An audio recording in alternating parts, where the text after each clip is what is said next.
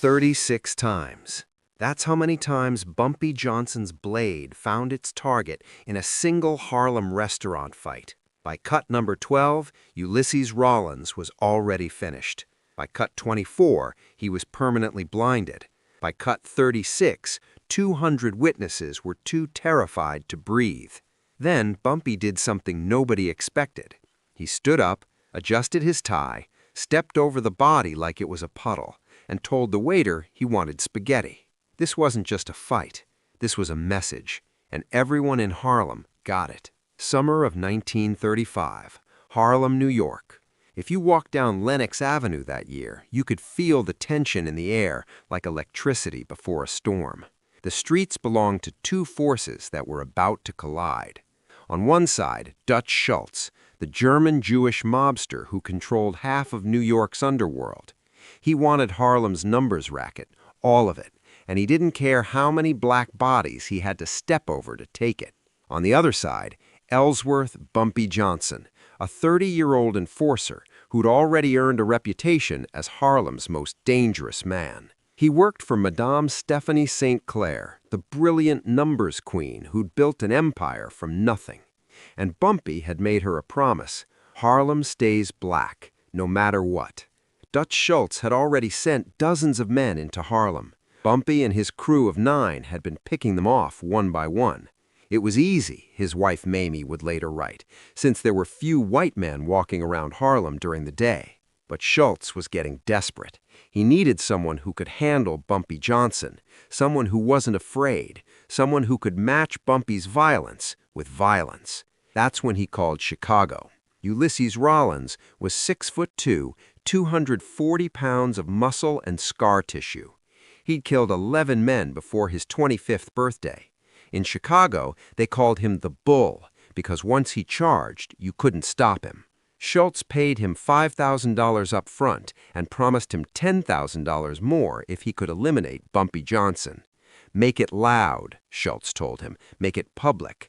I want every numbers runner in Harlem to know what happens when they resist." Rollins arrived in Harlem on a Tuesday. By Thursday, word had spread. Dutch Schultz's new enforcer was in town, and he was looking for Bumpy. But here's what Rollins didn't understand about Harlem. In Bumpy's neighborhood, the streets had eyes.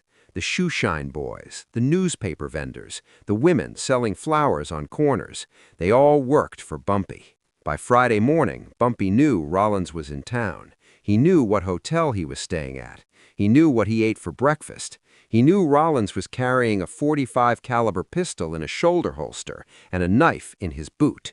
And Bumpy knew something else. Rollins was watching him. That Friday night, Bumpy had a date. Not with a Harlem girl, but with Helen Lawson, a senior editor and film critic at Vanity Fair magazine. Helen was white, sophisticated, educated at Vassar College. She wrote reviews of Broadway shows and interviewed movie stars. She was also fascinated by Bumpy Johnson. They'd met at a jazz club 3 weeks earlier. Helen was doing research for an article about Harlem's Renaissance. Bumpy had been intrigued by this white woman who wasn't afraid to sit in a black club, who asked intelligent questions, who saw Harlem as more than just crime and poverty. "Dinner at the Alhambra?" Bumpy had suggested. "Best jazz in Harlem, and the food isn't bad either." Helen had said yes. The Alhambra Bar and Theater, on the corner of 126th Street and 7th Avenue, was Harlem royalty. Duke Ellington had played there. Billie Holiday had sung there. On Friday nights, the place was packed with 200 people, musicians, hustlers, intellectuals, everyone who was anyone in Harlem. Bumpy arrived at 8 p.m., dressed in a charcoal gray suit with a burgundy tie. His shoes were polished to a mirror shine. His fedora sat at a precise angle. He looked like a banker, not a killer. Helen was already at the table. She wore a blue dress and pearls. They ordered drinks. The conversation flowed. She asked him about growing up in Charleston. He asked her about working at a magazine where she was only one of 3 women. The jazz quartet was playing something soft and low. The atmosphere was perfect. And then, at 8:47 p.m., the door opened. Ulysses Rollins walked in. Bumpy saw him immediately. The way Rollins moved, shoulders back, eyes scanning the room like a predator, told Bumpy everything. This wasn't a man coming in for dinner. This was a man looking for a target. Their eyes met across the crowded room. Rollins smiled. It wasn't a friendly smile. It was the smile of a man who'd found what he was looking for. Helen noticed Bumpy's posture change.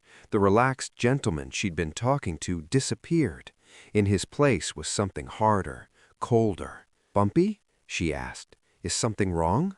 "No," Bumpy said quietly, not taking his eyes off Rollins. "Everything's fine. Excuse me for just a moment." Rollins made his way through the tables, deliberately, taking his time. He wanted everyone to see this. This was the job Schultz had paid him for, a public execution. When he reached Bumpy's table, he stopped. He was standing. Bumpy was sitting. The power dynamic was clear, or so Rollins thought. "You Bumpy Johnson?" Rollins asked, loud enough for nearby tables to hear. "Depends who's asking." "Dutch Schultz sends his regards, says you've been a problem, says problems need to be solved." The jazz quartet was still playing, but the conversations around them were dying out. People sensed something was about to happen. "Tell Dutch," Bumpy said calmly, "that Harlem already solved its problem with him. He just doesn't know it yet." Rollins laughed. Big words for a man sitting down. That's when Bumpy noticed it. Rollins' hand was drifting toward his jacket, toward the pistol in his shoulder holster, and Bumpy made a decision. If Rollins drew that gun, people would die. Innocent people. Helen, the jazz musicians, the waiters. Bullets don't care who they hit in a crowded room. So Bumpy moved first. It happened so fast that most people didn't see the beginning, only the end.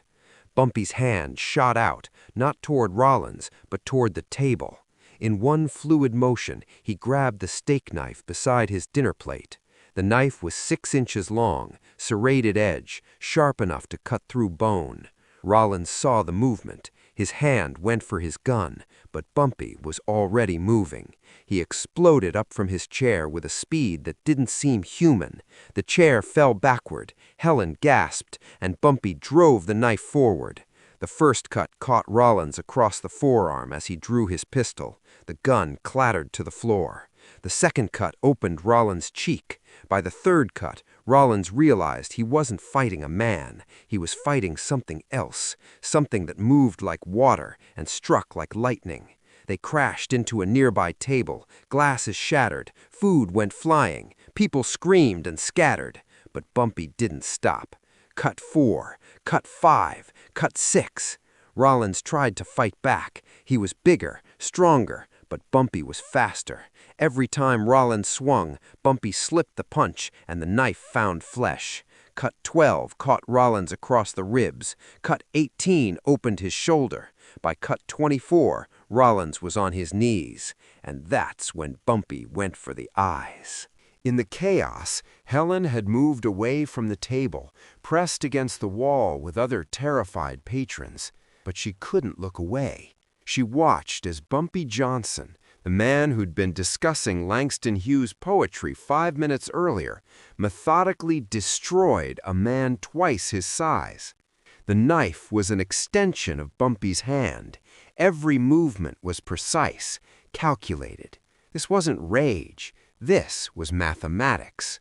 Cut 25 caught Rollins above his left eye. The blade went deep. When Bumpy pulled it back, Rollins' eyeball came with it, permanently destroying his vision, the damage severe and irreversible. Rollins screamed, a sound Helen would hear in her nightmares for years. The entire restaurant had gone silent. Even the jazz quartet had stopped playing. 200 people stood frozen, watching something out of a horror story. Bumpy stood up. Rollins was still on the floor, bleeding, his face a mask of blood. He was conscious but broken, whimpering. And Bumpy, covered in blood that wasn't his own, did something nobody expected. He reached down and straightened his tie. The gesture was so calm, so deliberate, that it sent a chill through every person in that room. This man had just destroyed another human being, and he was adjusting his wardrobe like he'd just finished a business meeting. Then Bumpy stepped over Rollins's body, not around it, over it, like Rollins was a puddle in his path. He walked back to his table where his chair still lay on its side. He picked it up, set it upright, sat down. Helen was still standing by the wall, staring at him. Bumpy looked at her and smiled, the same charming smile he'd given her when she arrived. "I apologize for the interruption," he said. His voice was perfectly calm, as if nothing had happened. Then he looked around for their waiter, who was pressed against the bar, white-faced with shock. "Excuse me," Bumpy called out. "Could we get some menus? I seem to have worked up an appetite." The waiter didn't move. Nobody moved. Bumpy picked up a menu himself from a nearby table. He studied it for a moment, then looked up at Helen. "You know what?" he said. "I suddenly have a taste for spaghetti and meatballs." The waiter, hands trembling, took the order. Nobody else in the restaurant moved. They just watched. Helen slowly made her way back to the table. Her legs felt like water. She sat down across from Bumpy, who was calmly wiping blood off his hands with a napkin. "You should go," Bumpy said quietly. "This isn't a place you need to be." But Helen couldn't move. She was in shock, yes, but she was also witnessing something she'd never seen before. A man who'd just committed extreme violence, sitting there like he was waiting for his morning coffee. 8 minutes later, the spaghetti arrived. The plate was placed in front of Bumpy by the same trembling waiter. Steam rose from the pasta. The red sauce looked almost black in the dim light of the restaurant. Through the windows, Helen could see an ambulance pulling up outside. Medics were rushing in to collect Ulysses Rollins, who was still on the floor, still breathing, but barely conscious. And Bumpy Johnson picked up his fork. He twirled the pasta slowly, deliberately. Then he took a bite. Helen watched, unable to look away as this man ate. Not quickly, like someone trying to prove a point, but slowly, casually, like he was truly enjoying it. "It's good," Bumpy said, glancing up at her. "You should eat something." Helen looked at her own plate, which had been knocked aside during the fight. She couldn't imagine eating. Her stomach was in knots. But Bumpy ate 3 more bites, each one deliberate, each one a statement. By the time the medics had loaded Rollins onto a stretcher, Bumpy had finished half the plate. The police arrived as Bumpy was setting down his fork. By that time, an ambulance had already taken Ulysses Rollins to Harlem Hospital. He would survive, but he'd never see out of his left eye again. The cops knew better than to arrest Bumpy Johnson. Half of them were on his payroll. The other half knew that in Harlem, Bumpy was the law. "Self-defense," one officer wrote in his report. "Victim drew weapon first. Multiple witnesses confirm." By Saturday morning, the story had spread through Harlem like wildfire. Not just the violence. Everyone in Harlem had seen violence. But the way Bumpy had ended it, the spaghetti, that detail became legendary. Men told their sons, women told their daughters. That's how Bumpy Johnson handles his business, cool as ice, even with blood on his hands. The story reached Dutch Schultz by noon. Schultz was in his office at the Harmony Social Club in the Bronx when his lieutenant came in, white-faced. "Boss, Rollins is in the hospital. Bumpy Johnson cut him to pieces in a restaurant, took his eye out." Schultz put down his cigar. "Is Rollins dead?" "No, but—" "Then he failed." Schultz stood up and walked to the window. "You know what the problem is? We keep thinking we can intimidate these Harlem boys. We keep thinking if we send in someone bigger, meaner, stronger, they'll back down. So what do?" Schultz was quiet for a long moment. Then he said something that would change the course of mob history. "We leave Harlem alone." "What?" "You heard me. Bumpy Johnson just sent a message, and the message is Harlem is not for sale. We've lost 40 men trying to take that neighborhood, 40, and Johnson isn't even breathing hard." Schultz turned to face his lieutenant. "Call Lucky Luciano. Tell him we need a sit-down. Tell him we need to make a deal with Bumpy Johnson. 6 months later, Dutch Schultz would be dead, killed on orders from Lucky Luciano, and Bumpy would negotiate the deal that would make him the godfather of Harlem, the first black man to sit at the table as an equal with the Italian Mafia. But that Friday night in 1935, at the Alhambra restaurant, Bumpy was just a man having dinner, a man who'd ordered spaghetti, while another man's blood was still wet on the floor. After the police left, Helen asked Bumpy to take her home. She couldn't stay in that restaurant another moment. The smell of the spaghetti sauce mixed with blood had made her feel sick. "I'm sorry you had to see that," Bumpy said as they walked out into the Harlem night. Helen was quiet for a moment. Then she said, "That man came to kill you." "Yes." "And you knew he was going to." "Yes." "So the whole dinner was what? A trap?"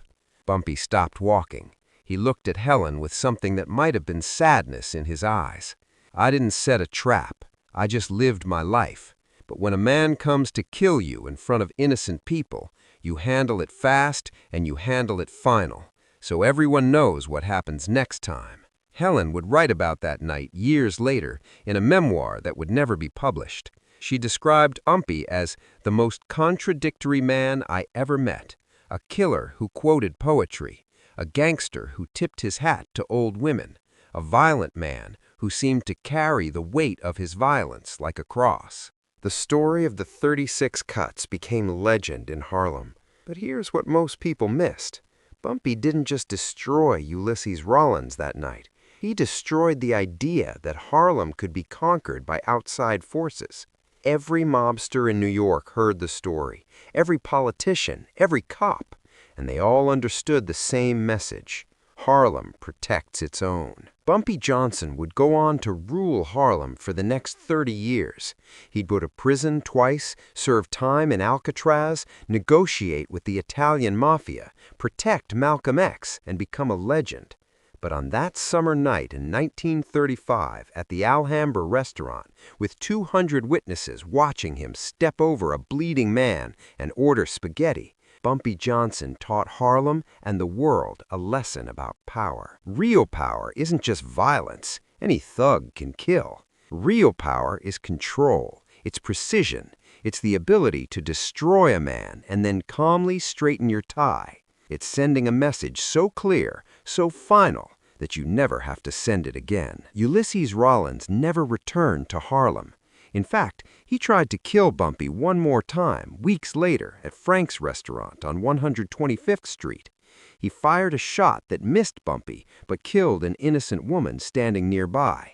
That was Rollins's last act as a free man. He disappeared after that. Some say Bumpy's men found him. Some say he fled back to Chicago. Nobody knows for sure. But everyone knows this. After that night at the Alhambra, when anyone mentioned Bumpy Johnson's name, they did it with respect, or they didn't mention it at all. Years later, an old man who'd been at the restaurant that night was asked what he remembered most. He thought about it for a long time. Then he said, "The spaghetti. I remember thinking, this man just took another man's eye out, and he's sitting there eating pasta like he's at Sunday dinner. Not pretending, actually eating it." That's when I knew. That's when we all knew. Bumpy Johnson wasn't just dangerous. He was something else, something colder, something you don't forget. And that's the truth about legends. They're not born in the big moments. They're born in the small ones, in the details, in the way a man adjusts his tie, in the way he steps over a body, in the way he orders spaghetti. 36 cuts, one message, one legend. That's the night Harlem learned who Bumpy Johnson really was. If this story about Bumpy Johnson's ice-cold power moved you, hit that like button and subscribe. We're dropping these untold Harlem stories every week, and trust me, the next one is even crazier. Drop a comment. Would you have the nerves to order spaghetti after what Bumpy just did? And what do you think happened to Ulysses Rollins after that night? Turn on notifications because next week we're telling you about the time Bumpy walked into Lucky Luciano's office alone and negotiated a deal that changed the Mafia forever. Remember, in Harlem, respect wasn't given, it was earned. One blade, 36 cuts and 1 order of spaghetti at a time.